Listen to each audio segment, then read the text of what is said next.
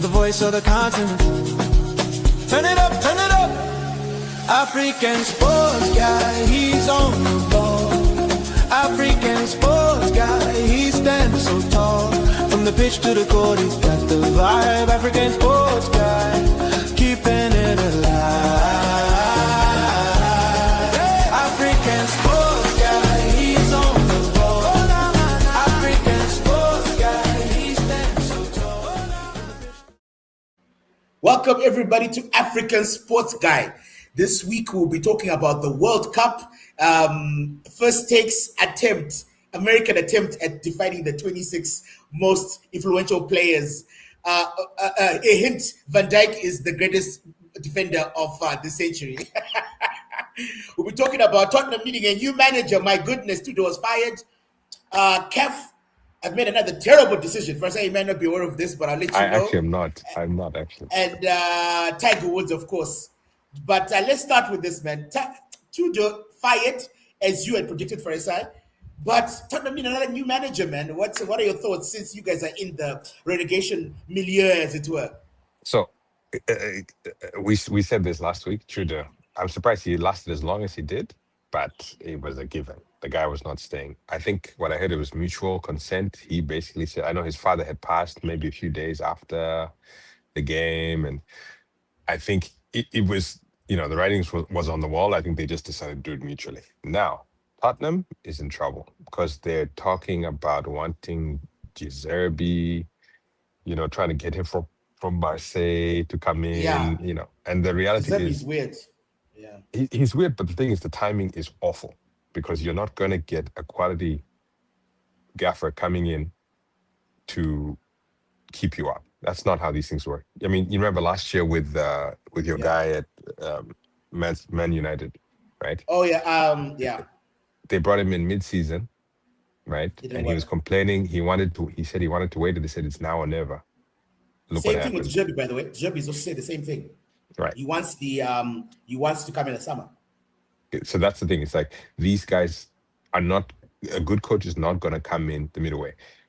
Leeds had the same issue. We fired Jesse March, and then we got Garcia.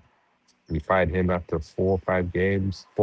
Then we got in Sean Allardyce to get us the last 3 games of the season. We went down. Tottenham. What about Jesse Marsh, by the way? Just as an aside. He's coaching. He was an up and coming coach, right? He was meant to be the big star. He was America's hope at having a real manager. Proper coach, yeah. Yeah. He is currently the coach of Canada. And they are doing pretty well compared to the US. Davis. Yeah, they have some players. They have some young athletic players, and he's getting them playing in a way that works. So, I mean, I think he kind of... It's funny because it's a lot of times it feels like head coaching country jobs are like a fallback on like Tuchel. Right, he couldn't make it. Yeah. He didn't do well at Chelsea. He didn't do well, so he becomes the manager of the English team. Roberto Martinez. Martinez does the same thing. Jesse Marsh does the same thing. The American guy Pochettino does the same thing. It's like you fail into a country job, and those ones you don't pay as often. You don't get as much. But the reality is like for Jesse Marsh is a great segue because he has a lot of young players that he's grooming. But regardless of what's happening with Jesse March, if I'm a Tottenham fan, I'm a bit bung. To be honest, there's not much out there to get. Like, who do you get? I don't know who they're talking about because that's what I think. Like, I thought they would have had someone set up ready to go. They're talking about De Zerbi. That's what they're talking about. Apparently, look, the bookies have got De Zerbi, who's number one. That's like a well-kept secret. Everybody, they're definitely trying to go for him. But he's saying that he wants to come in the summer, right? Yeah. If they're still in the Premier League, right? Right. But I think that Tottenham trying to hedge their bets, right? They're trying to have De Zerbi, see how he does, and then if he is garbage, but they survive, they can then go for Pochettino, right? After the World Cup. I think that's who Tottenham want Pochettino. That's what they want. Yeah. Right? Number 2 is they're going for Harry Redknapp, apparently. Mm-hmm. Harry Redknapp. Glenn Hoddle has made that list. Tim Sherwood has put his hand up by himself, saying that he wants to be manager. But I think I actually think that's the guy. Look, if it was me, I'd go for Tim Sherwood. Why? He knows the club. He's not really a legend of the club, but he was a good player, right? And he's coached the club before. It's like a Michael Carrick with Man United. He's gonna go because right now tactics are not what's going to look. You're not gonna impart any new tactics into the team at the moment, right? So what you want to do is you want to bring the morale up, the confidence in the players, right? So what he said, if you listen to him on TV, he says, "Look, what Tottenham need is someone to come up with the hand around the shoulder, as it were. Tell you're a wonderful player. There, Richarlison. Don't believe what they say in the press about you. You know you're great. Gallagher, actually, you are the savior of the club. You know you need someone to uplift the spirits, right? And if they can win 1 or 2 games, they're out of it, right? They're out of it.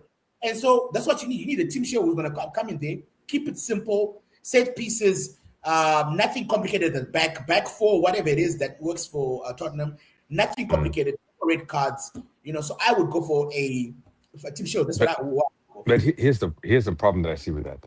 Team Sherwood may be a good fit for the players. It's the optics of what the club is doing that also matters to the fans, right? Because here's the thing, optically, it doesn't matter because you're in a relegation battle. So you're saying you're getting someone who's going to boost morale, but you're not really taking this seriously. Because someone could just say, you're getting Tim Sherwood. When was the last time he was a coach? Yeah, he's morale, this and that, the other. But it's like we have 5 or 6 games left. You guys aren't even trying with the real coach. Who are you going to get, though? Maybe getting Graham Potter, who's at least had some experience recently. No, you can't get Graham Potter, mate. But what I'm saying is like you're in a relegation battle. You have to. That's why Trudeau is kind of like a nice fix because he's not anyone he doesn't seem like a bad pick, right? But you can't say, if I'm a Tottenham fan and you get Tim Sherwood and you lose your first game, you lose your second game under him, everybody's going to be like, why did we do this? Why are we not getting a real guy to come in here to finish it off? Even if he is better for the chemistry of the players, like optics, you have to worry about that as a franchise, which is why they're saying De Zerbi at the top of the list, because they want to show that they are, hey guys, we are actually out there looking for the best possible coach for this scenario. That's what they're saying. They're not going to get De Zerbi. De Zerbi shouldn't leave Marseille now. It's a terrible move for him because he feels he's a real coach. Oh, so then he's already left. He left. He had an argument with the board, so he's out.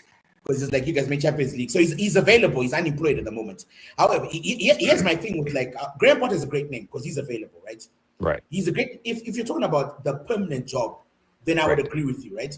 But Graham Potter, he's like he's in the same boat as people like Pochettino, like Roberto Martinez. He wants to play good, beautiful, attractive football, right? You need Sean. And right now, you're in a battle. Yeah, exactly. You're in a battle, right? 3 games. He talks the talk. He deals with the media nonsense. He's like, I'm here to make sure these guys stay up. He's the guy you need. But Sean Dyche is now the modern Sam Allardyce. So if they went for Sean Dyche, right, I wouldn't mind that. Sean Dyche is going to keep everything simple. He's a very simple message. He's going to coach the team well, and then he knows at the end of the season he's not going to be there for the job. Then you go for a Graham Potter, a Pochettino, a Roberto Martinez, or whomever, or even Michael Carrick, by the way, who's been linked with the Tottenham job. Because you know that Carrick used to play for Tottenham, right? So you can go for a player like that, right? But I think a Tim Sherwood or like an old player, like a guy who knows the dressing room, right? Who can carry the confidence of the players. Because right now, look, Tottenham they've got good players, man. They've got some good players in there. If you watch the first half against was it not Forest, right? They were bossing the game. Forest didn't have a sniff of the goal. They didn't do anything in the first half, right? But then, you know, something happens as in life. You know, there's that famous say that God loves when we make plans, right? So things happen in life, right? Things happen in life that are unplanned, you know, right? And so, I'll Tiger Woods. So, you know, like things that happen in life that are unplanned. And so you have to be able to roll the punches. And that's where your confidence comes in, right? So if you're not a confident team, when the first sign of adversity, you crumble. And that's what happened. So I know, think, but here's the thing. It's like, De Zerbi. Hey, if I was him, I wouldn't come now. I mean, what is? No, I wouldn't come without De Zerbi, but that's the kind of thing. It's like for him, he's unemployed, so there's no harm for it. But if he wants, like you said, he feels like he's a real coach. He feels he's a real manager. That's he's to Brighton. He made them a real relevant team. So he's like, guys, I'm not here I'm not Sean Allardyce. I'm not Sean Dyche. You know, I'm a real guy, you know. But the reality is, You can take a fat paycheck, show these guys you're a real guy, and do it. But De Zerbi is a great name for the club because at least it shows that they're going for someone who Yeah, in there's England is ambition. high quality. You know what I mean? Yeah, there's The ambition. problem I see if you get a Tim Sherwood or someone like that, here's the thing: the next person they get is going to be scrutinized so much. If it's De Zerbi, they're going to be like, he's not ready to do a relegation battle. If it's Redknapp, if it's all these guys, it's like whatever they bring to the players, it's politics. You still have to then somehow make the fans believe that you are the right guy for this job, and you're not just there because it's convenient.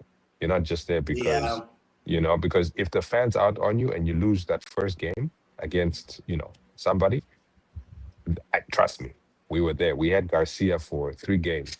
3 games, the guy got cut. Because momentum. Like here's the thing: in relegation battle, it's the fans that dictate you. The but fact that Tudor the stayed yeah. was good for him because the people cared. They were actually. Yeah. I'm surprised how well behind them the Spurs fans were. Did you But see the build up to the game?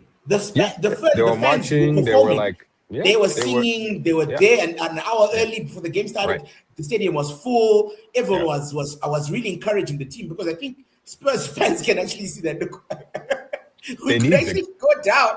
yeah. We can't mess around. This is not the time to be shouting at the club or protesting. We need to rally behind the club.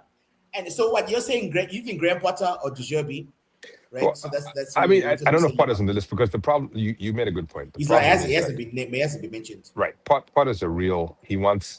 Potter's a project guy. Same thing with De Zerbi, right? They're project guys. They're Yeah. gonna come there. They're gonna get young guys. They're gonna work on this for a season or two. That's what most gaffers are right now. That's most of the guys Yeah. coming up, unless you're Carrick, who's coming in being like, "Give me something half baked." I'll make, and he's doing a better job than his Chelsea buddy. You know what I'm saying? Like, Oh man. Okay, look, hey, we segue. Carrick, right? Like Carrick for me is I think most interim managers, right? They mm, it's like I'll say about a 70-30%. I think 30% of them fail, right? But if you got a specific amount of games, you say, okay, I've got 10 games I need to coach. Or Michael Carrick, I had 50, I came in with 15 games left, right? I got 15 yeah, games or 10 games that I need to coach. Or like where De Zerbi comes in, I've got 7 games that I need to coach. You don't make it complicated. You're not responsible for discipline. You're not responsible for firing and hiring players. You're not mm, responsible for contract negotiations. You're not responsible for fitness levels. You're not responsible for setting a culture. All you're doing, as I said before, like what Tim Sherwood has said, all you're doing is encouraging the players, keeping it very simple, making practices fun, right? So if you watch right now, Man United are on holiday, if you can actually believe it, right? Man United mm, are on holiday. They play once a week. Farid, right? And they're yeah, on holiday. So of course they're going to love their manager, right? And that's going to uplift their spirits, right? Because he's not shouting at them, he's not disciplining them, he's telling them that they're amazing, that it was the other manager's fault, it wasn't their fault that Man United wasn't yeah, performing as it was. So it's obviously going to uplift the team. yeah, However, it's a completely different kettle of fish when you're the permanent manager, right? yeah, Because now you have to set a culture, you have to set discipline, you have to fire and hire players, you have to fire and mm, hire staff, you have to set standards like a culture mm, at the club, right? You have to be the bad guy. You can't just be the like goody two shoes. You have to shout at players. Now it's your fault, the players, if you don't perform well, right? yeah, You're not gonna be like, and the press, of course, will be like, oh, I didn't set them up. But in the locker room, you'll be like, what were you doing? yeah, Cunha, or what were you doing, Ahmad? Why were you walking? Why were you doing this? Why were you doing this? Before it's a celebration. So I think that we shouldn't be blinded by interim managers. but I yeah, don't but think we should. here's the advantage that Carrick has over most interim managers.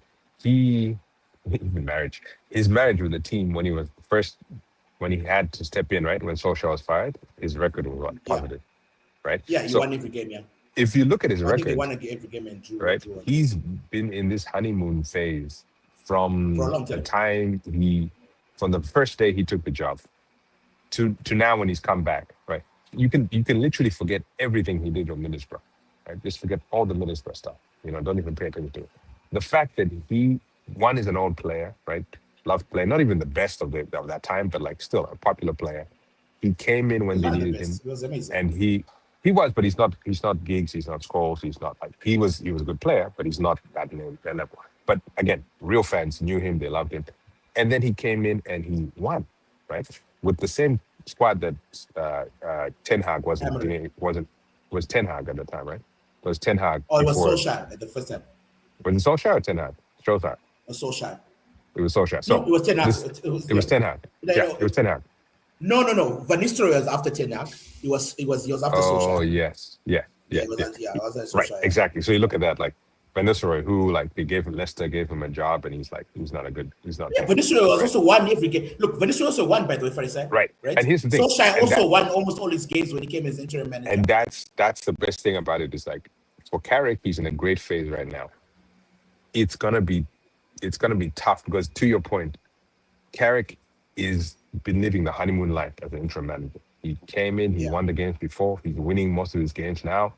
He's laissez-faire attitude with all his players. Amazing. When he does say, all right, now you're the real gaffer and you're kind of coming here and do this, it's tough with the Fernandezes, Bruno Fernandezes of the world, with like all these people. Like it's not easy to do this full term. And I think Manchester United is going to have a hard time. Emotion versus business is going to come into play when you decide who your manager is. Be ruthless. They have to be ruthless. So I saw a post by this guy called Steven Alson. He's like a famous like fan, Manchester fan, and he was saying he was campaigning. So the campaign for Carrick has begun, right? And I'll say this to you: the guys in the fans in the stadium, the Man United stadium fans, and the local fans in Manchester, they want Carrick to be the manager. Like it's just obvious, right? Because I think when you're in a stadium and you're watching the sport, right, you don't see you don't really enjoy the game as much. You enjoy it, but I'm saying like you don't analyze, you don't see analytically as if we're watching on TV, right? Yeah. Because you're in a stadium. You've been in a stadium before, right? Right? You can see that the players are like little tiny things on the pitch, that kind of thing, right? Someone mowing the lawn. Sorry, my technology. Yeah, please, man. No worries. Right? So it's like the way I put it with also that he's a famous fan anyway. So he was saying that because there's been a lot of rumors about Luis Enrique this week, right? About him taking over the job. Now Luis Enrique, he's one of only two managers who have won 2 trebles with 2 different teams, Barcelona and PSG. Right? His CV is just like what he's done. Who wouldn't want him as a manager, bruv? Right? Who wouldn't want him? And guess what he says? His main point was this. His main point was like we shouldn't be blinded by his CV. And I'm like, how else are you to assess a manager? You have to look at what he's done before. This is what a CV is, right? For a manager, too. It's like culture.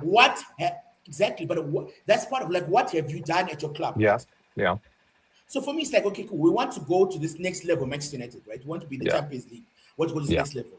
Who would you rather have at the wheel? Someone who's won the Champions League several times, right? Someone who knows what it's like to build a championship winning squad, who knows what that actually looks like, right? Or someone who's learning on the job, just like you and me and the players learning, right? Yeah. And I think an analogy is like grandparents, right? You're a parent, for example, right?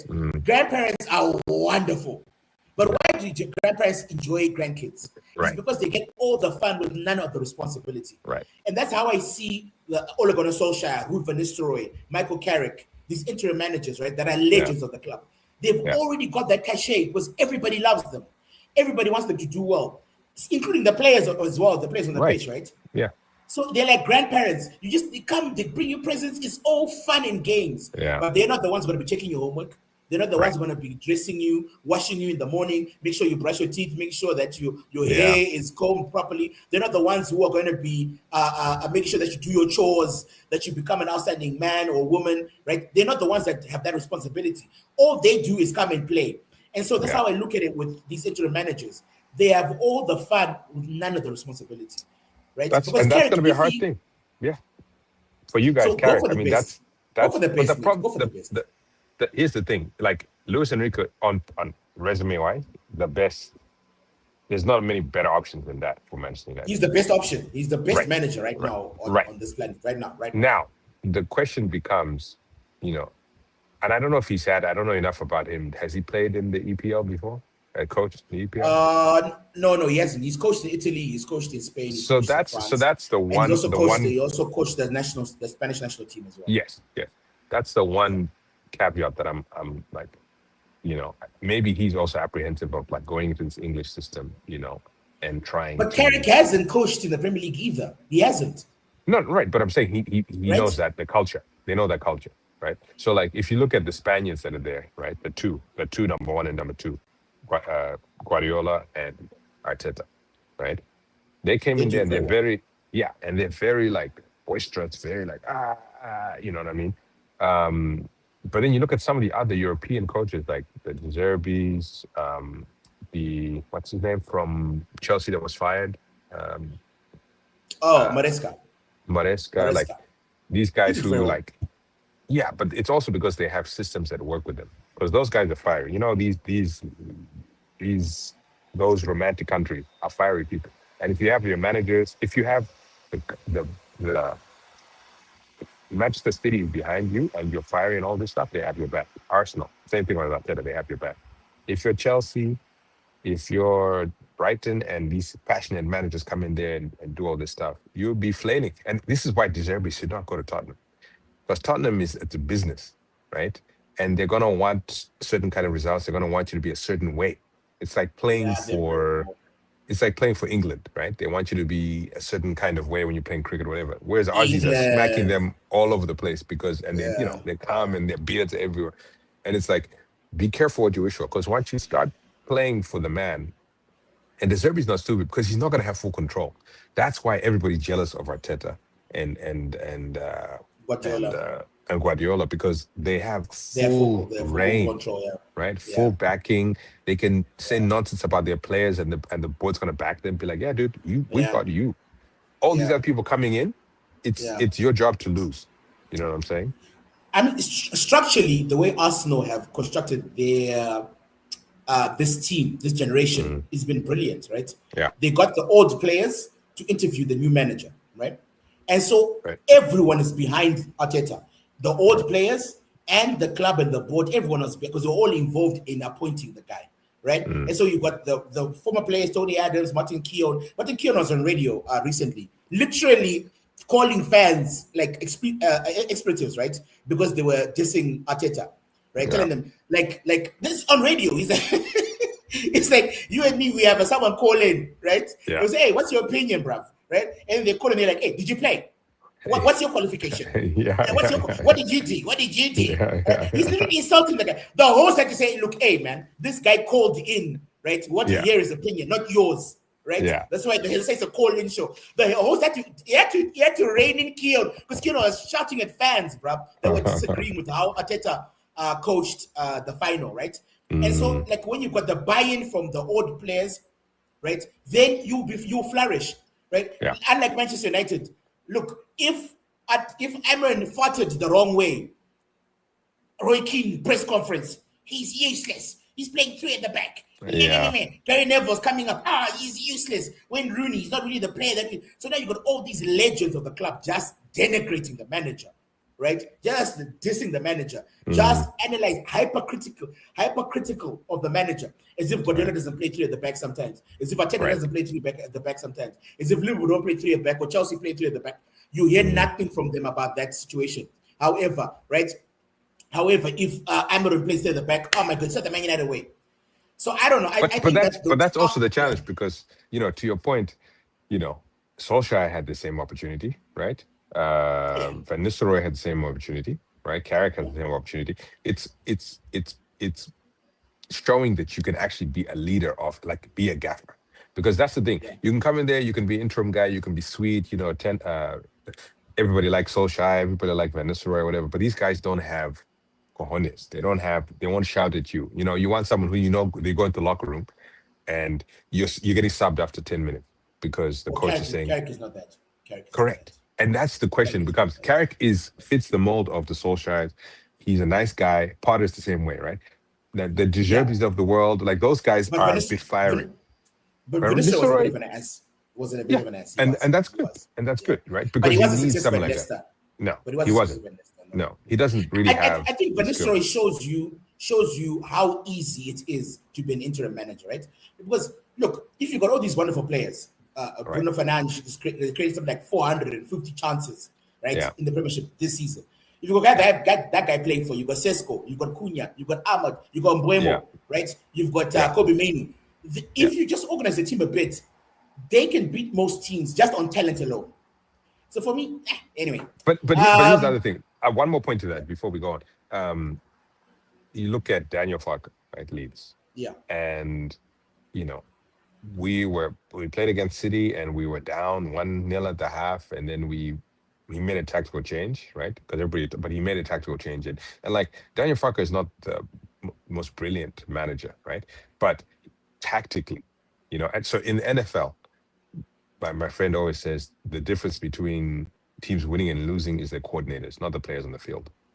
The players on the field are the players on the field, and like their level are both high. It's who has a better system, right, to either defend or attack, seeing what's going on. So it's chess. Coaching matters. Coaching Correct. matters, right? So you're seeing Coaching it happen, matters, yeah. which is why the Artetas and Guardiolas are good, because they can see what's going on. They can come with a plan, and they can say, "This is going to hell. It's not working. Yeah. This is what we And need they can to make a do." decision. And they can make a decision. They can see Like the game, that. right? They can Yeah, see these yeah, things. yeah. That's what's the difference between all these other people.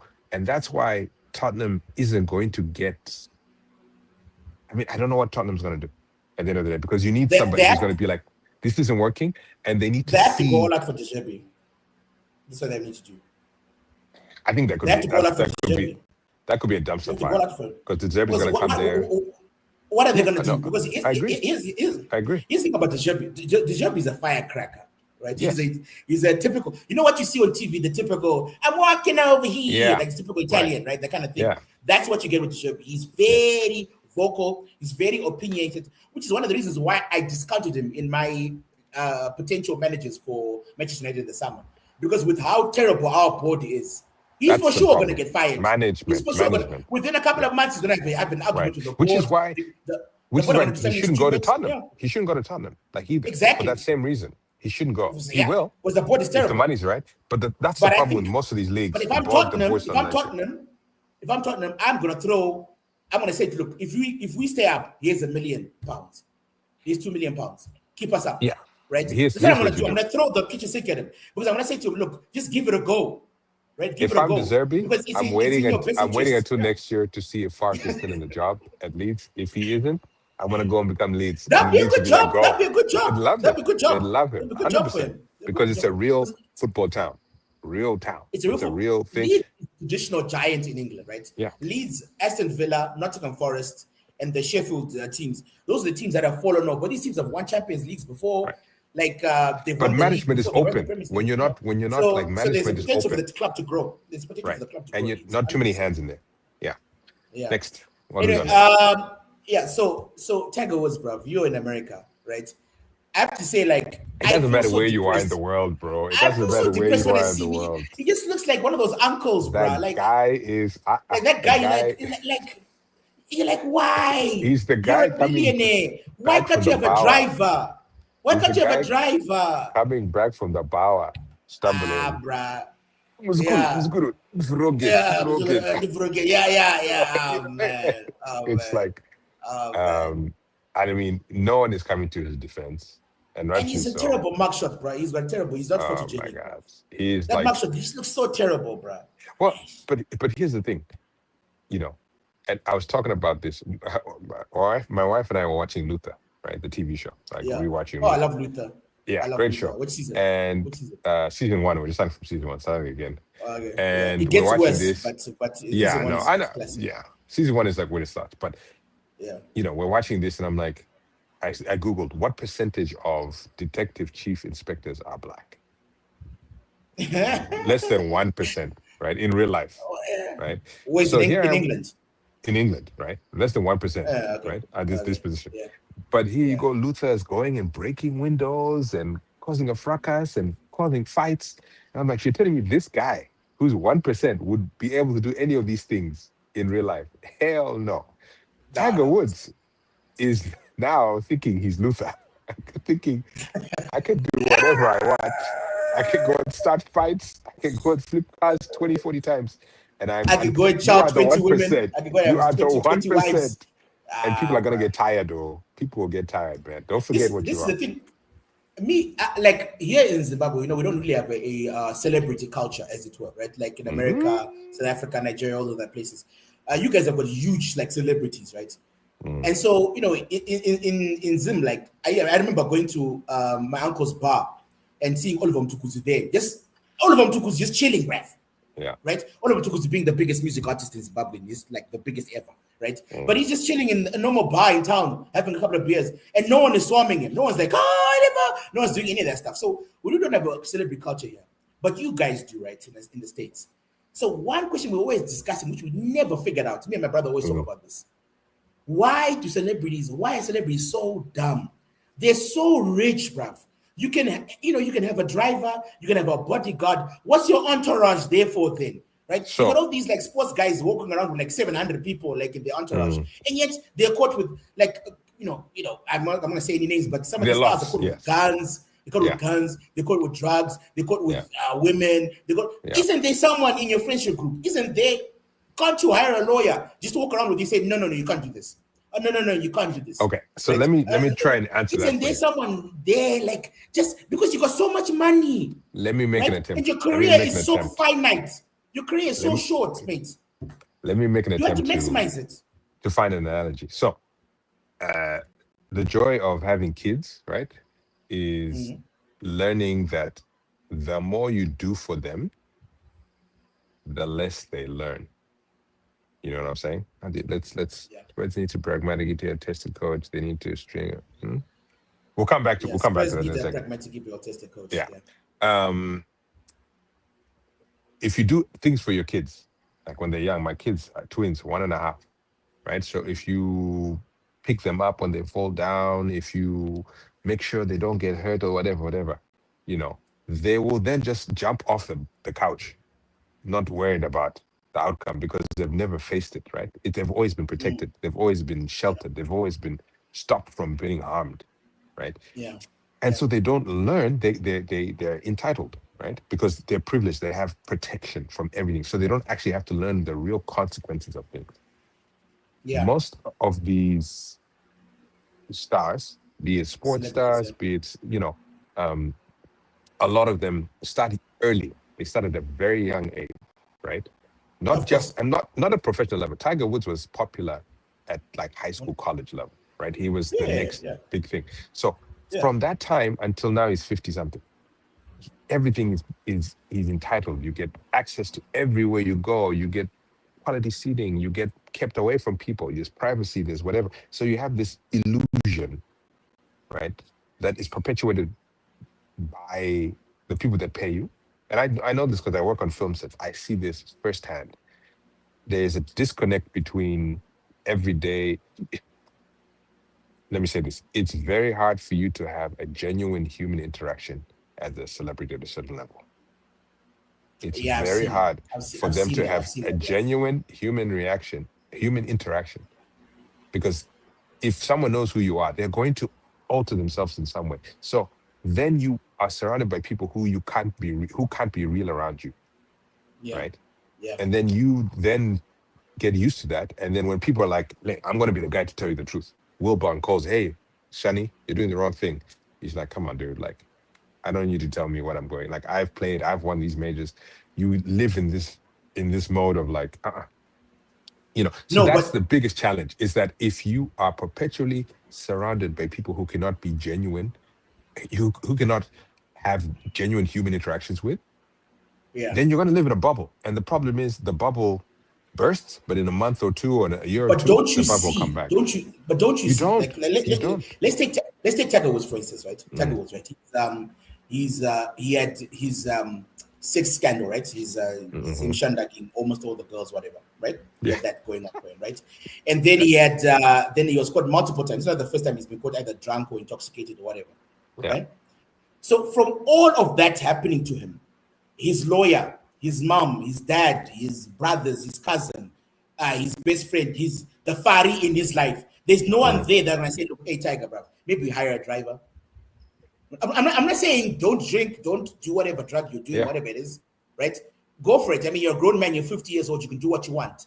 But don't you think you should have a driver before you either kill someone or kill yourself? Yeah, Right? but Simba, let's talk about that. Or like Yeah, what's happened now when you're doing these.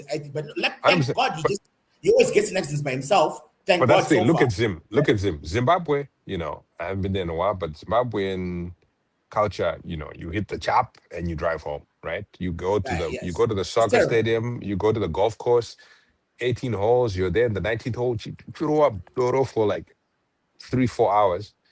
You're not asking somebody to come pick up. You're driving home. How many of these Balis do this, right? How many of these guys who don't have as much money, but they could still ask like, "Hey, Shamani, can you?" And they're like, "It's fine." They'll get a fender bender and be like, "It was that guy's fault. Hey, the traffic light was the issue." They discard all the reasons, so you don't see it But as worthy. And when you're in a person of power, because most of these guys in Zimbabwe, the older generation, my chef, right? These guys are bosses, so you're not going to be telling, your Mwanawako their come wife will to tell them. Baba Musada. Their wife Yeah, will the tell wife will them. tell them, but they don't The listen wife will tell because them. they think Their I know, brothers will tell them. I Their know. cousins will tell them. But Right? even those guys don't listen. Even those There'll guys be don't listen. someone in your life who will tell you, look, But dude, you even those, can't be that's my doing point, this. Simba. Even those guys don't listen. I wanna marry and they're Look, still not listening. we used to have He has money. Brian. You know Brian, right? Bujati, right? Brian, Yeah, of course. Right. So, and I won't say what he used to do, but he used to do some stuff like notorious stuff before the because at that time we were in college, we were in uni, we were enjoying life, right? You remember the times you used to come over, you used to do Yeah, 8 hours, yeah, right? yeah. But anyway, but one of the things we as his friendship group said was that after Thursday, we're not doing anything with him. If we're Right. gonna hang out with him, we're gonna hang out, we're gonna play video games, we're gonna go to the gym, all that kind of stuff. But we are not going to do any of this stuff, right? We're not gonna do it, right? Thank you, Johnny. Thank you, Jenny. Thank you so much, right? So, like because we cared about his career because he was gonna be at that time he was playing for the Springboks, he was playing Yeah. for the Lions, and he was Yeah. gonna move to the Stormers, right?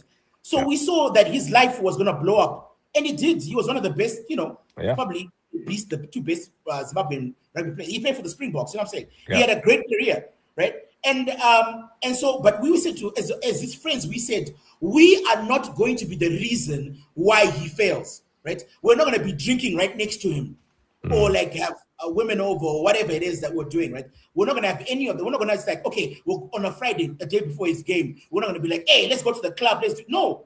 We'll sit with him and we'll watch games, old games. We talk about what do you think about tomorrow. We just that's what we did, bro. We didn't want to become a stumbling block for him, right? And he knew, by the way, that if he was not doing any of those shenanigans, you're gonna do it He by wouldn't come himself. around you. Correct. And if we caught him, we would be like, dude, what are you doing? Right. Because I remember But there's that's a friend group. Yeah, that's what I'm saying. Like, is it like if I'm like, let's look at LeBron James, for instance. LeBron James, since he was like almost like since he was like as I say, since he was a sperm in his father's balls, you know what I'm saying? That guy was destined to be a star, right? The GOAT. Right. He's known Right. this. He got married early, right? To Right. Savannah when he was 19. He got married when he was 19. Look at his life, man. That guy Right. is like squeaky clean. He's Right. amazing, right? Right. Look at Ronaldo. Ronaldo again surrounds himself with family. He's Yeah. so focused. And these guys that's why they're the goats of their sports, right? Because they just focus, bruv. And there are people around them that uplift them. Kevin Hart said once, I remember on an interview, Kevin Hart said, look, if you're not bringing anything, I'm not saying that you have to be like successful, whatever. But if you're not bringing something positive, if you're not doing something, then you're not part of it. You're not part of it. But Right? here's the thing, Siba. Right, the people that you're talking about, LeBron James, all these people who have units or whatever, right? It Tiger is part comes of that down. group, is it not? It comes down to their value system, right? Like what makes them worthy, right? So you guys knew Brian before we knew Brian from high school, right? We had genuine interactions with Brian. I played rugby against a Springbok guy. I tackled him once or twice before he got big. Genuine interactions with him, right? So if you come from an environment where like your worth is not based on your performance, right? If you're around people who see you as a genuine person and They're like, Brian, we don't love you more because you're playing for the Stormers. We don't love you more, LeBron. We don't love you more because now you're doing this. And LeBron, like you said, Now he you're has a just circle being of guys, professional. managers, right? He has these managers, these people he's got from day one who've known him before he was anything. And they basically said it's safe for them to be themselves in that scenario. Tiger, right, is someone who from a young age was forced. His dad was like, you're going to be on TV, you're going to do this, you're going to be there. So he was having to achieve, right, to find acceptance. So if you're never in an environment where you find acceptance, right, and sometimes, a lot of times, substance abuse goes hand in hand with like feelings of self-worth. Yeah. You know what I mean? Yeah. If you're not in That's an right, environment, if you don't have a circle of people that can be like, no matter what you do, we love you. Chero. If you fail at your basketball game, we're still here. If you win the title, we're still here. We're not going to treat you any special. You're still going to take out the trash. You're still going to do cha cha cha cha cha cha cha. You're still responsible because you are safe here to be yourself, and we expect you to be yourself. This is what he doesn't have, and this is what a lot of people in the entertainment business don't have. What about his kids? Tiger? You know, But the thing is, you can make your own friends. You can make your own friends. You know Henri. Have your own. You know Henri, right? Yeah. You know Henri, his son was like, dude, you didn't play soccer. He's like his son is like so disrespectful. He's like, my son is so disrespectful to me, right? Like he doesn't even believe, he doesn't even know that I'm this huge star. Like one of the best players ever, like arguably one of the best players to play in the Premiership ever, Thierry Henry, right? One of the World Cup winner, he was snubbed from multiple Ballon d'Ors when he should have won them. But he's like, his son was like, when he's saying like when he meets other people and they're like, oh, Henry, his son is like, hey, why do they like you so much, right? And we're like, yeah, I used to play soccer. He's like, nah, man, you're not like Ronaldo. Yeah. And good so for Henri. You need that. You need kids, right? Because you I have to don't come put from my a stuff place, up on. Yeah. right? But the thing is, like, again, it's like you do what you know. So, like Charlie and his sister, the Woods, you know what I mean? It's like, if they're lucky, their mother's playing a part in it, and they have a grounding. Is his mom still alive? No. Not Tiger's wife. His ex-wife's. For his kids, grounding his kids. His mom died, and that's probably another factor. Yeah. But that's Kanye West, man. Kanye West, when his mom died, bro, Yeah, that's what's going on. Sorry, Kanye West fans, but man, ish. But that's the thing. Now you're the one anchor. If you don't listen to, there's a thing that says, there's this thing that says, I think it was a TV show that says like even serial killers love their mothers. You know what I'm saying? So it's like, not in respect of these guys, but, it's this thing where it's like the one person that you listen to, no matter where you get to, no matter how big you get, no matter how amazing you are, is your mother. It's so funny. You lose that. You lose that. It's over. Is that funny? I know. Even with your own kids, you're holding your kids here. Why are fathers disrespected, bro? Because if you let your father, you be like, I'm coming. But if it's like, I don't know what it Jonathan is. says, hey, stop hating on Ye. Come on, man, you can't deny. College dropout, classic. This is a sports. This is a sports thing, Siba. Let's not go to Ye because Ye is. Okay, cool. So CAF, right? Let's talk about CAF. So CAF have come up with a decision. Yeah. So Senegal, as you know, Senegal in retaliation, in sort of like a symbolic retaliation against the decision against them. For those who don't know, CAF, which is the governing body of Africa, right? So it's like UEFA or like FIFA for the whole world, right? So CAF is the one that runs football in Africa. They came up with a decision that because Senegal walked off the pitch, they're going to strip the championship from them. Which of course we all agree, me and Fari agree that they shouldn't have done that, they should be punished. But I think 2 months afterwards is a bit ridiculous. There's no precedent for it, and it opens up a can of worms. I mean, we've gone through that in past videos, right? So Senegal, in response to this decision by CAF to strip them of the title, then held a parade to celebrate. CAF held a parade, right? Yeah. No, Senegal. Oh, they celebrated winning the trophy. Right, and what they did, they took the trophy and they put a towel next to the trophy. Like as in symbolic. So for those of you who don't know, Hakimi and them guys was like assaulting the ball boys, trying to get the towel from the keeper. It was just madness. Wow. I mean, what Morocco did in the World Cup was ridiculous. And so they had the towel and then they had the trophy, right? So it was like sort of like trolling trolling what you call it CAF. CAF, right? So then CAF now come out. There's an obscure rule, right, in FIFA that says that you're not allowed to celebrate a trophy that you didn't win, right? And the punishment, the harshest, I mean, the punishments vary, but the harshest punishment you can impose is actually an indefinite ban. That's how big the and so CAF are looking to enforce this FIFA rule on Senegal. Can you imagine? So is it not in arbitration as it stands? Is the the initial case not in arbitration? No. This charge is a new charge, right? Because they celebrated a trophy that they. I know, but what I'm saying is the case not still in arbitration with Morocco? It is, yeah. So technically, they still have it. No. Arbitration, no. They are appealing a decision. So it's like, let's say you steal something for a side. Let's say you steal something, right? Okay, I see. Right? You're already found guilty, right? Right. But then you can appeal. You can appeal that. So that's what Senegal are doing. So they've been stripped of the trophy already. I see. So that's official. They are no longer the champions. Morocco are the champions. And so they're going to the Court of Arbitration to appeal that decision, right? So in celebrating them with the trophy and the towel and whatever it is, right? In that celebration, they're defying CAF's ruling. And so CAF being like sort of the mean girls are like, So, right? You hurt our feelings. And so they're enforcing this arbitrary rule, right? It's on the books, right? But nobody, I mean, come on, man.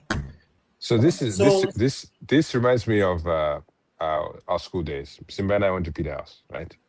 And there'll be something that'll happen where, let's say, someone messes up, and a prefect will come and say, "All right, boys, because of this, and this, you guys are getting punished for X or Y and Z." Having had the opportunity to take the high road, someone who's overzealous says, "You know what? This is the word of the. This is the what the rules say. You're doing this."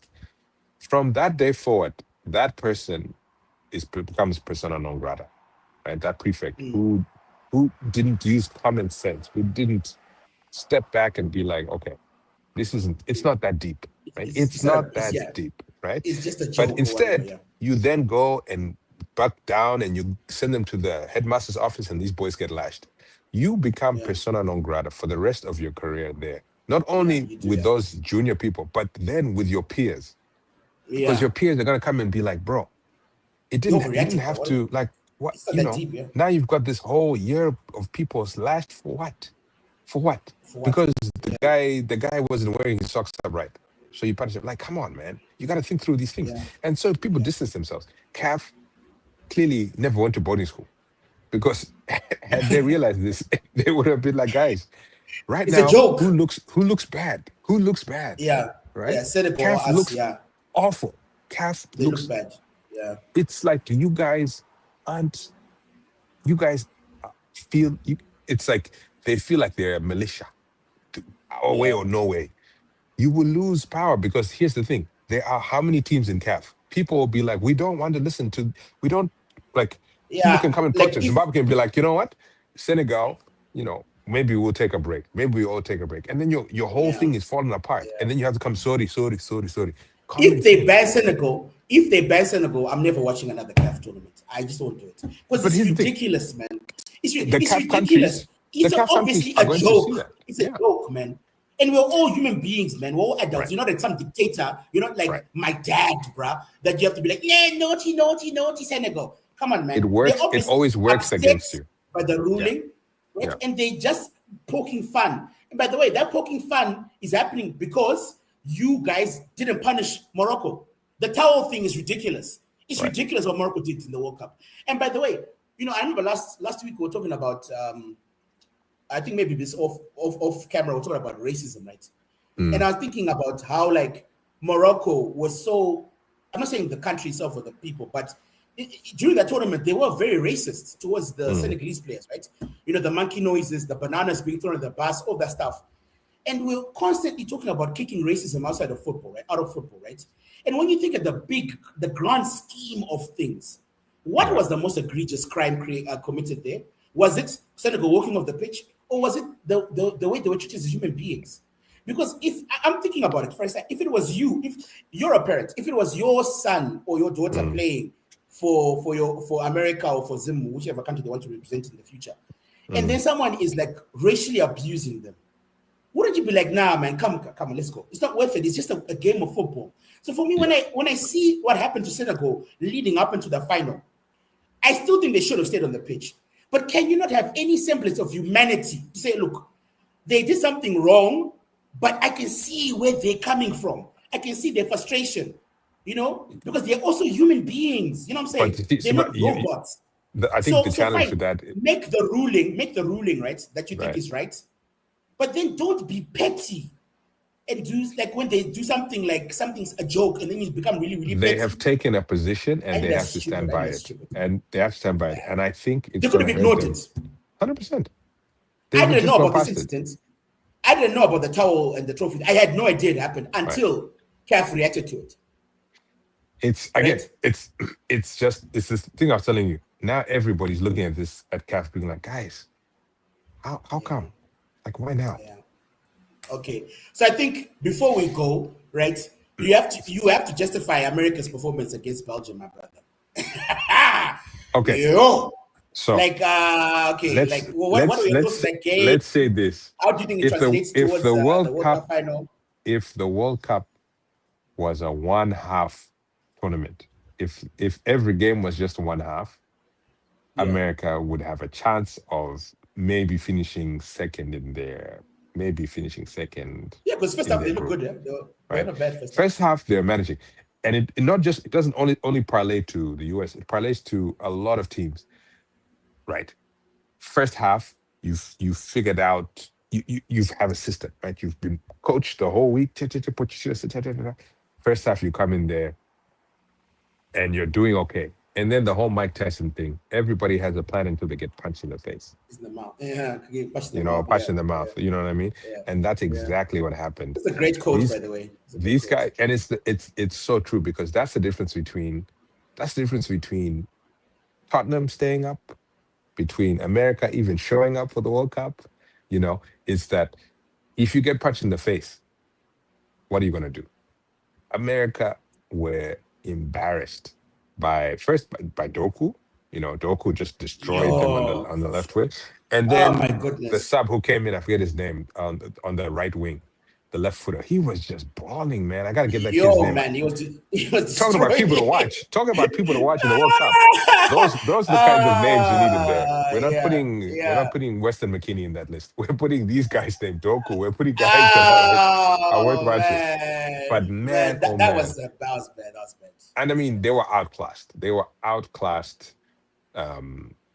From top to bottom. And that's the thing about football that people like. We've all played it.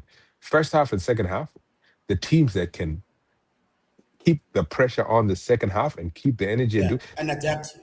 That's what it's about. Second half. Forget about the first half. Anybody can keep 0-0 first half unless they have no plan coming in. It's coming out of the half being like, Pulisic is the GOAT. Hey, he's like, hey. The guy has skills. But okay, I'll say this. American players are, in my opinion, a generation away from a generation and a half away from being competitive. Actually competitive. Yeah. And I think what's boding in their favor is getting the likes of Australia and Paraguay in their group. Well, that helps, but no. I'm talking about their football, because the reality is their football is not enough. Their football quality is not enough. I love Zimbabwe. I'd love us to be in the World Cup, but our level is not enough. We have individual brilliance, right? We have the Nakambas, we have the Ndlovus, we have people who've been there. No, but Nakamba is there. Benjani, we've had people, right? We've had individuals. I love Nakamba, but he's not World Cup standard. No, but he'd be okay in most teams. The winger for the Wolves, what's his name? The Munash, is it Munash? The goal he scored against Egypt, bro. Yo, right. So like the skills the kids are there. He's great, yeah. He's great. But like as a group, right? The system of like the culture. This is why Belgium was always going to beat us. These kids culturally are starting from they're like lighties.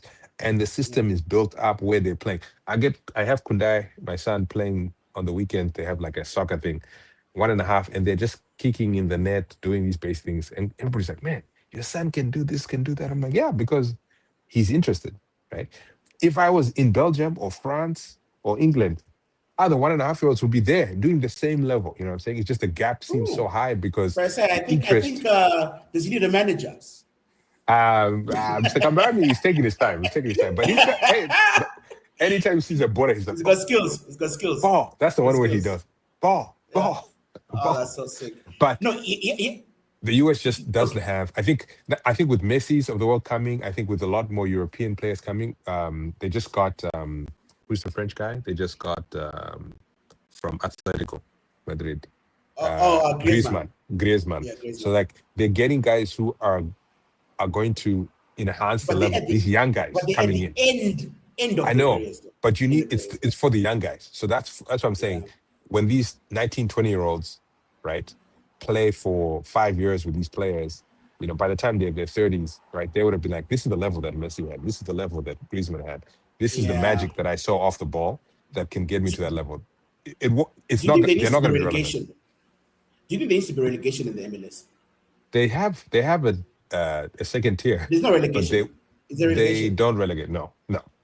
Do I think? I think the NFL needs relegation. I think the NBA needs relegation. I think every league would benefit from competition. The competition of relegation. I don't know about NFL. I don't know about NFL. 100%. I think NFL. I think NFL, right? I think the difference between NFL and the MLS, for instance, right? I don't know about the other sports. I think basketball could actually do with relegation because I think this tanking for players is just ridiculous. But here's what I think about NFL, right? That's the NFL, there's so much competition amongst the players themselves, right? In other words, every year these youngsters coming from college that are coming to take your place, right? The contracts are not guaranteed. There are very few guaranteed contracts in NFL. So it's the competition is stacked in the NFL, right? Hence why you got Seattle winning this year. Last year it was the Eagles. The year before it was the Chiefs. You know, it's always a different sort of team winning almost every year in the NFL, right? So I like that. In MLS, right? I think MLS, because they compete with the rest of the world, the American players don't experience the jeopardy. Like right now, look at the Tottenham players right now. They are going to sleep thinking like, okay, if we don't perform against who's the Tottenham's next match again? It's Wolves, right? Yeah. No, it's Wolves. Yeah. Wolves. No, they have a harder game than that. They've got another game. I forget what the game is. But anyway, whomever they're playing next, right? If they don't perform against that team, they're going to get relegated. And that's going to be significant for their fans, for their salary, for everything. So they are always playing under pressure. And first, I always say this to you, man. We play cricket, right? It's all about pressure, bruv. Because at that level, like you talked about Nakamba, of course, Nakamba is a good player, right? Yeah. But I think the difference between him and Pedri is that Pedri under pressure. Yeah. Right? That kind of thing. Like they can under pressure. Yeah. They think completely differently. If you see Bruno Fernandes, there's an assist that Bruno Fernandes did the other day, where you can see him, you see him looking over his shoulder, looking where the position is, and then someone passes him the ball, and then he just runs over the ball, right? No one else saw it, right? Everyone's thinking, okay, what do you do? But he was so cool under pressure that he's able to see the game, right? So because he didn't even touch the ball, although he was given the assist, right? He just ran over the ball, and then it was a perfect through ball for the striker who was coming. The guy was coming from the wing, and then we scored a goal. Right? That's what you get with Zidane and De Bruyne, these great players, right? Messi, Ronaldo, under pressure because they're always under pressure to perform, and I think that's something that. But I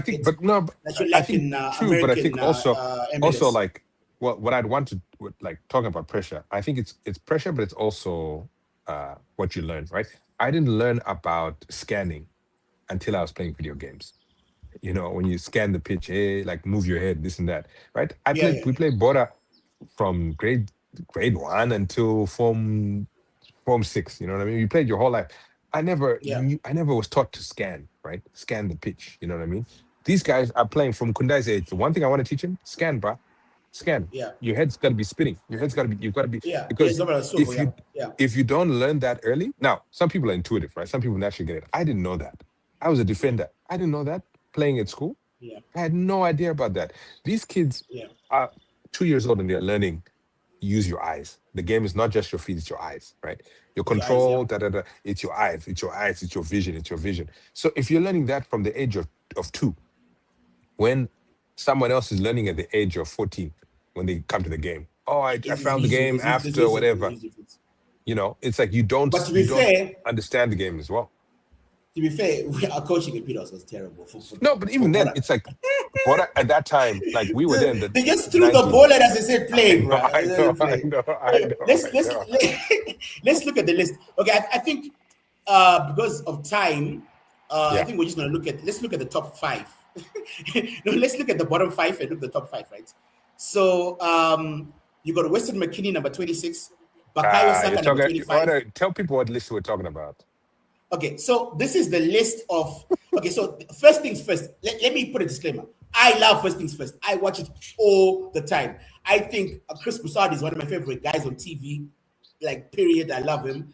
Yeah. Nick Wright is such a his knowledge about sports, football. When I mean American football and basketball, he's a savant. And Wiles, he's such a funny guy. I love the show. I watch it all the time. All the time. I watch it all the time. Right. But when it comes to soccer, let me put it that way, soccer. Yeah. My goodness. So they decided to make a top 26 list of the players that are going to be the most influential during the World Cup. Now, you can tell that someone drew this list up for them, so I'm not really blaming them. Some producer somewhere who knows nothing about football made this list. And I think they were trying to say, fine, how can we get the American audience interested, right? So they came up with lying. They thought, let's lie to the American audience. I mean, is it lying if people don't know? Come on, bro. They said Van Dijk is the best defender this century on earth. Virgil van Dijk, bruv. You forgot about Beckenbauer, Nesta, Cannavaro won the Ballon d'Or as a defender, right? We forget about Hierro. We forget about Ramos, Ferdinand, Vidic, John Terry. I mean, I could go on. I could go on and on and on and on and on and on. He's not even. I wouldn't put Van Dijk in the top 10, right? Just off the top of my head, I can name 10 defenders better than him, just off the top of my head, right? Just now. And You're talking about going to the World like Cup. We're talking about going to the World Cup, not like dominating. No. I think they said that Van Dijk is one of the best defenders, right? Yeah, the best defenders. No, not one of the best. The best defender, right? I mean, come on, man. He was comparing Christian Pulisic to Kyrie Irving. Maldini was a legend. Come legend, on, yeah. Remember Nesta, bro. Remember Nesta, I mean, bro. yeah. Come on. Here's the man. thing, Siba. You have to love people in spite of their shortcomings. That's all I have to say. So these guys clearly, even the video themselves, you can tell these guys were just talking. They don't believe in what they're saying. So it's like you guys had this session. Like, all right, guys, 5 minutes at the end of the show, we're just gonna talk border. Let's go. Man. They're trying. God forbid they're trying. They tried. And if you look at the the comments, everyone is very positive in the comments. The comments are just saying, "Agents, you're trying, but." Which to me is actually that's actually more positive for me, that an American audience can go and say, you know what, guys, good shot, but y'all don't know what you're talking about. Yeah, that to me is huge because even Americans know that that's nonsense. Now, the football guys being like, all right, what should I watch? Going back to competition and relegation, I think when owners are more influential than the fans of a team, right? When what the owners say or want, when money is central to it, it tarnishes the product. In the NFL, it's about money, which means that certain teams are going to just have more money to buy these players or whatever. But it also means people are just going to tank. The Titans are just going to tank the season because the Browns can just tank Mendoza. Every year. They want because, Mendoza. Yeah, you're basically just going to play 2 games and tank. He's going to go to the Raiders. But but is it the truth? Sorry, just to cut you off. Is it the truth? Look, to be honest, I don't watch a lot of college football. I don't watch a lot of college football. I watched the final game. He is a good product. He is NFL ready, but he's NFL middle of the road quarterback. He can play tomorrow and he'll be competent. The question is he going to be great? And that's everybody. You can't tell. Is he better than Caleb Williams when Caleb Williams came into the league? he's different. Caleb Williams is now he's kind of found his form, but Caleb Williams tended to be this guy who used to run. He's kind of a maverick. Mendoza is a bit more traditional, stays in the pocket, can do things with his feet, but he really stays in the pocket and kind of distributes the ball. It's more Sam Donald. It's more Sam Donald than Caleb, right? He's more Brady than Mahomes. Correct. More Brady than Mahomes. Yeah. Okay. And that's the thing. It's like the league is trying to figure out what they want. Like, because they So he's going to the right place. Yeah, definitely. He's gonna be coached by, his owner is gonna be, Brady. So yes. Don't you think mobile quarterbacks are coming out of fashion, don't you think, though? Because if you look at the guy who won the MVP was Matt Stafford, right? Yeah. And he's not very mobile at all, right? He's not mobile at all. But big arm, stays in the pocket, reads the game well. Yeah. The guy won the Super Bowl, Sam Donald, again, not very mobile, right? Big arm, again, very big arm, right? Sam is surprisingly mobile. Last, so it seems like there are these guys that are staying in the pocket that seem to be doing well, right? Whereas in the Lamar Jacksons, the Allen, what's his name? Allen is first name. Josh Allens of the world, Caleb Williams of the world. They're not, I think there's look enough. At Hurts is struggling because not throwing. Right. I think there's enough space in the league for both kinds of players. I think Mahomes now, Caleb Williams is playing well. He's doing the scrambling thing. Justin Dart for the Giants, my team. He's an exciting prospect because what's that like? What's he like? I've watched a lot of him. He is that guy who just says, right, I just need to jump over there. I'm going. Gets tackled and he does that. He just gets up. He goes head first into everything. He's been injured a bunch of times already. First year, everybody's like, like Cam you have to stop. No. He's not like Cam. Because Cam was big and he picked his runs. He's a bit more like he runs out of the pocket. He's like all these plays, but he doesn't go down. He's this NFL player who thinks he wants to like make contact. Like Josh Allen. He wants to take the hit. He wants to be like Josh Allen. But the reality is these guys are big and they will hurt you. And even Josh Allen was told, stop, go down. Yeah. Right? Yeah, even Cam. Cam was huge and he could do that, but he's suffering now later in life. His career was short because of that, isn't it? And this is what this kid is already doing. He's already been concussed twice last season. Twice in the season. No. Because he goes in head first. He's going to be a different kind of Tua. He's better than Tua in terms of his, like, he's athletic. He's an athletic guy. He gets around, he moves around the thing, but he's got this kind of like, nyama. He wants to like, right. Yeah. If I see someone there, the first down is there, I'm going.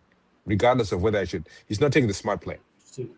Kyler Murray, do you think he's going to do well because I'm excited about Kyler Murray at the Vikings. I'm so excited because it's Kevin O'Connell, right? Kevin O'Connell, right? That's his name, right? The coach. Yeah. He seems, if he can do what he did with Sam Darnold, because McCarthy, that was look, a lot of people have been saying that the worst move in sports ever was trading Luka Doncic, right? That's the worst move ever. Yeah. But then shout out to Luka Doncic, who's balling at the moment. Yeah. Yo, right? Lakers are third, right, in the West. Wow. Yeah. So they said that what's that guy, the GM, the Dallas GM? I'm forgetting his name. They said that was the most boneheaded, the worst decision ever, right? To trade away. Dallas or Vikings? Vikings. Dallas Mavericks when they traded away. Oh yes. That GM was an imbecile. Like that was the most boneheaded move ever in the world sports. Yeah. They said probably only second to Babe Ruth being traded from the Red Sox, the Yankees, right? Yeah. Right. That's the worst move ever. Yeah. And then they're saying that one was like right up there, right? And the way Luke is playing now. Yeah. But don't you think the Donald one was worse?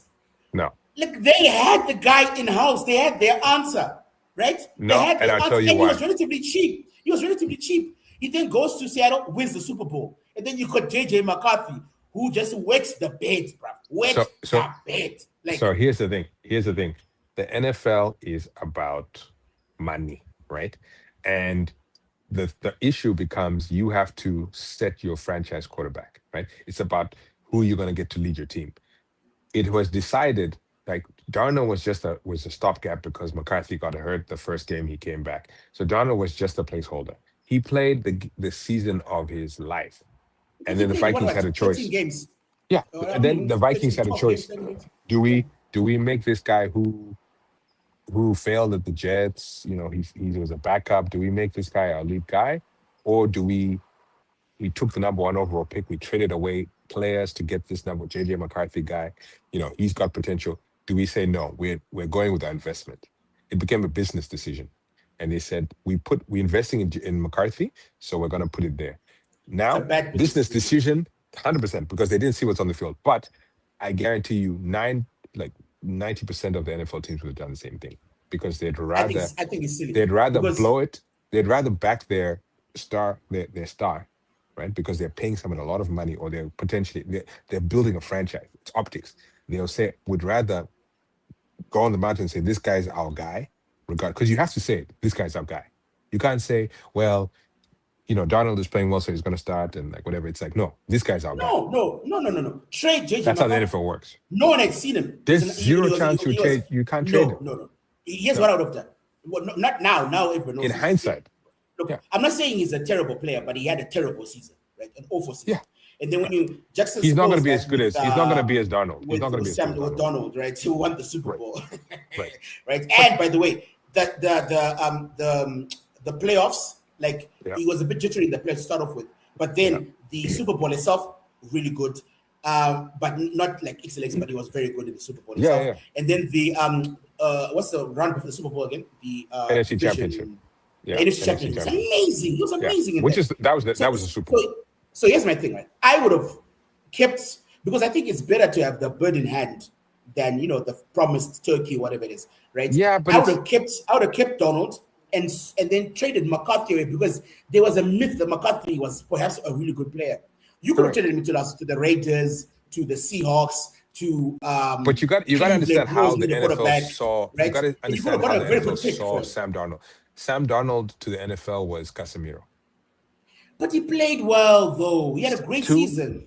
That's how the league saw him. They saw him like Casemiro, and they're like, "This guy is playing well." Let's end. I know you need to go. Let's end. Yes. Okay. So what I think we're gonna do, we're gonna look at the top 5. Well, I think let's look at the bottom 5, right, and then the top 5, right? Okay. So Weston McKennie is number 26. He shouldn't be on the and list. apparently he can play every position besides goalkeeper. He played for Leeds. And they ran him off. They ran him back to Juventus. He couldn't play in England. He couldn't make it in England. I think he's a good player. Next, he couldn't make it in England. Bukayo Saka, number 25. Now, this, right, if you are looking from the outside in and you don't watch football, it seems like a good name. But Saka has been awful for a very long time. Right? Yeah. He's been an okay player. He's not the key player for England anymore. The key player for England is Harry Kane. It's going to be Harry Kane, right? Yeah. Right? It's going to be someone in midfield, whether it's going to be Jude Bellingham, whether it's going to be Anderson, whether it's going to be Declan Rice, one of those players. I mean, Declan Rice on that list makes more sense to me than Bukayo Saka, right? Yeah. But Bukayo Saka doesn't. He's popular. He's popular. I mean, that's what comes out. He's popular. Salah, again, Mohamed Salah, again, they're not watching. Nah. Omar Mamouche is more important for Egypt right now than Salah is. Right? Yeah. If you actually watch how Egypt play, Mamouche is a much, much better player right now. He's more important. And he's on better, Salah has been awful, man. He's been awful. Yeah, I mean, he's coming to the end of his quality playing years. Yeah. Rafinha is number 23. He should be higher, 100% should be higher. Yeah, if he stays healthy for the World Cup, like if he comes back in time. But yeah, he's huge for Barcelona. He's huge. And I think he'll do great stuff. Because imagine that Brazil team, bro. Right? They're not clicking. Cunha and Rafinha. I don't click in. I think click in the World Cup, I'm sure. They're not clicking. My money's on Brazil, man. And then Balogun. How's Balogun? You know more about him than I do. Balogun? No. He's he's a striker, right? He's America's is he the guy who's playing at Monaco? Yes. Balogun. He's very good, that guy. He's good individually, but again, he's not that guy. Yeah, he's okay, but I've seen him play for the US team. He doesn't get a lot of service. He's like David Calvert-Lewin. Like that's what I'd say he's like. Yeah. Okay, cool. Okay. He's not top 10. He's not whatever. He's not top 26. He shouldn't be on that list. He shouldn't be on that list. Bruno Fernandes is number 21, which I think is ridiculously low. Right? But I mean, and look, you know how I feel about Fernandes. I love that. Yeah. And then Hakimi, number 20. Hakimi's his days are done. I think He's last a World good Cup. player, but top Yeah, but I 20. think no, because this is World Cup. Hakimi. We're not talking about clubs. Are we talking about World Cup, right? Performances. You're playing for your Yeah, country. yeah, no. Your country matters more so than your individual brilliance. And But Hakimi, he's he had his best years for PSG. I think now he's still a threat, but he's not what he used to be. no. Okay, and then the top 5. Let's go from number 5. No, let's go for number 6. Christian Pulisic. This is what I wanted to talk to you about. He Christian shouldn't be that. Pulisic He shouldn't be. he's a higher than Vinicius. He's higher than Harry It's an Kane. American list, Simba. He's The higher than Americans have. Dembele.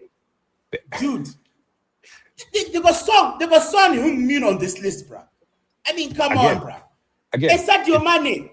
Come on, mates. again, Come this on, list, this list is made by fans of fans.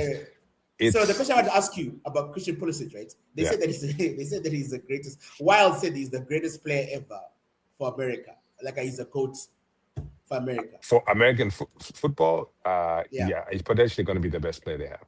Nah. Yes. You guys have such short memories. Tim Howard? No. Landon Donovan? No. Landon Donovan, no. He was Clint a good player, Dempsey? but he's not. No. Especially Clint, in particular Clint. No. And I'll Clint tell you why. he played like what, up 10 years in the Premiership or something like that? He played for Fulham, whatever, but here's the Fulham, thing. for Tottenham. He was amazing. What's Here's the Pulisic thing. done? Pulisic, he's been on, right. He's supposed to be. Here's the problem with the unfortunate thing for Pulisic. He was like Donovan, but better. But Donovan was supposed to be the hero or whatever, and Donovan sucked, and the pressure got to him. He couldn't show up. For Pulisic, it's all on him, right? He has to be the best player. I've seen him play outside the US. Like the guy has talent. The guy is actually like a genuine, like No that's doubt talented. so in terms of American play, he is going to probably go down as top 3. Nah. We can agree to disagree, but top 3. You guys are big. That's like, Who's number 5? Landon Donovan was a better player. Clint was a better player. Tim Absolutely was a better player. And that Kelly guy, that goalkeeper, the guy called Kelly. No. Anyway, I think the only one. number, Dempsey is probably the only one. Dempsey would probably be the only one Donovan, that could be like out there. No, Donovan, no, Donovan. absolutely not. Donovan, they play the same position, no chance.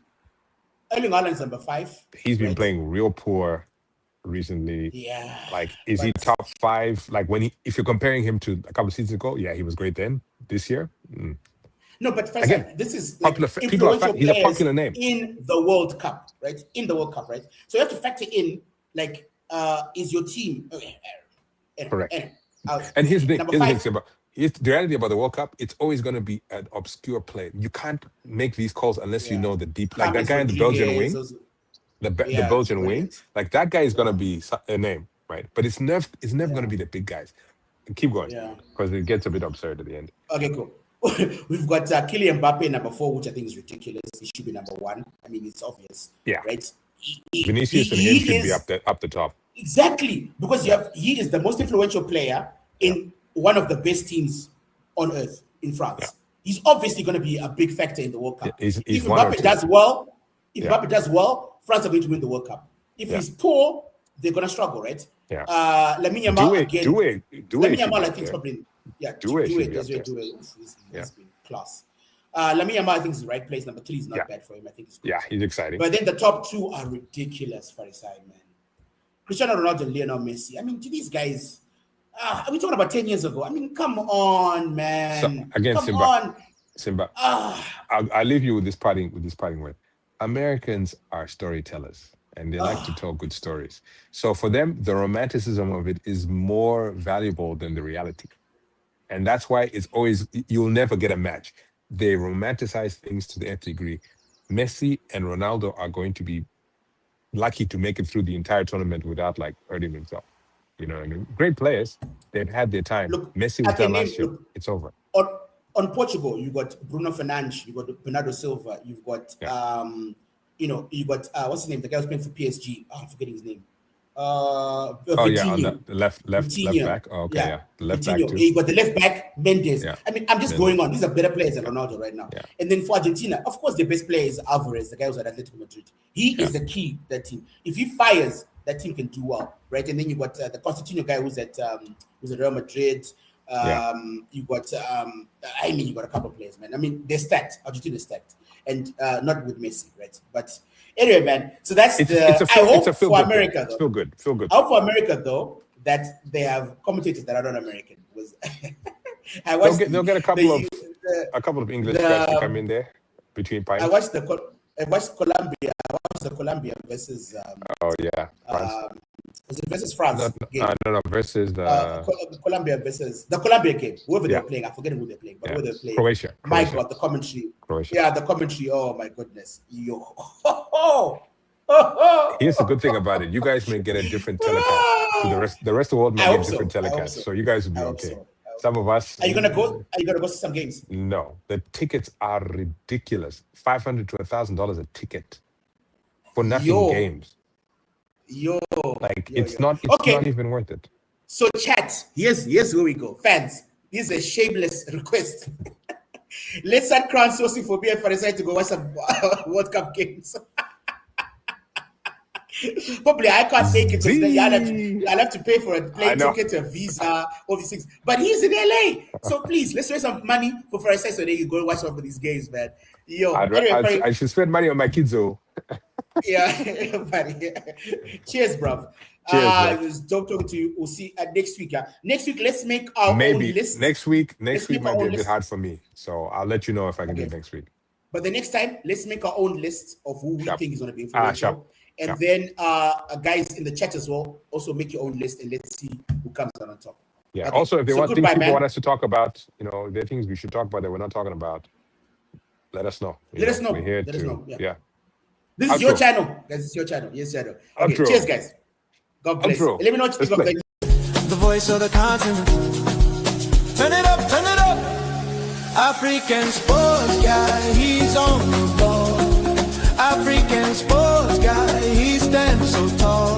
From the pitch to the court, he's got the vibe. African sports guy, keeping it alive.